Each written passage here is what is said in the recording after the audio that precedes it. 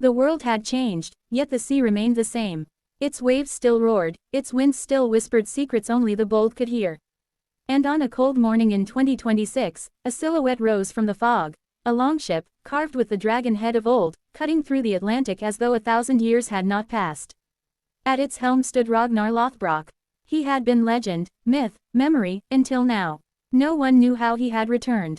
Some said the gods had tired of Valhalla's feasts and sent him back to stir the world once more. Others whispered of old sorcery, or that the Norns had rewoven fate.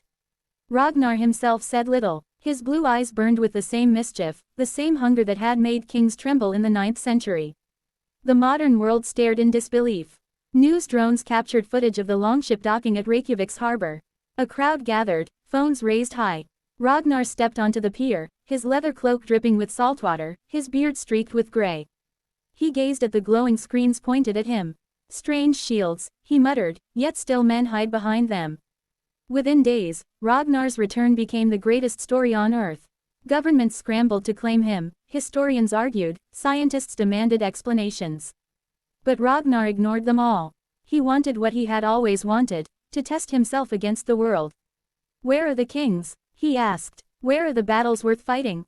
In 2026, kings were few, but Ragnar soon discovered a battlefield unlike any he had known. The digital realm, the endless wars of influence, power, and wealth fought not with swords but with information. A kingdom with no walls, no blood, and no honor, he spat. Yet he adapted quickly. If men fought with ideas and machines, then he too would master them. Ragnar's charisma, his raw defiance, spread like fire online. Millions followed him instantly. His words, half prophecy, half challenge, echoed across platforms. You are all slaves, yet you worship your chains. Break them, or you will rot while calling yourselves free. Young people adored him. Corporations feared him. Politicians hated him. Yet none could silence him, for Ragnar thrived on resistance. He gathered followers, not with promises of comfort but with the thrill of danger. He spoke of forging a new age, not to return to the past, but to carve a future with the same ferocity the Vikings once showed when they leapt from longships into the unknown. But the gods had not returned Ragnar only to preach. They had sent him to act.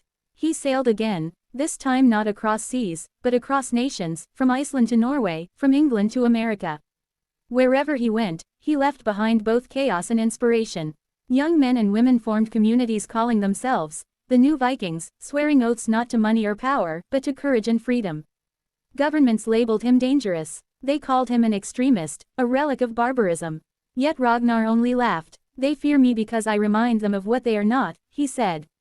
Alive. The world watched as Ragnar climbed the steps of the United Nations in New York, banners of the new Vikings fluttering behind him. He carried no weapon, only his axe strapped across his back like a memory.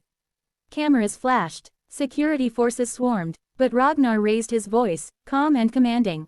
You have built a world of iron and numbers, but no heart. You have conquered death with your medicines, but you have forgotten life. I did not return to rule you. I returned to remind you. A man's worth is not in what he owns, but in what he dares. Silence fell. For a moment, the whole planet seemed to listen. Ragnar Lothbrok had returned, not to reclaim a throne, but to challenge the spirit of humanity itself. Whether he would succeed or perish again was unknown, but one truth was certain: the saga of Ragnar was not finished. It had only begun anew, in the year 2026.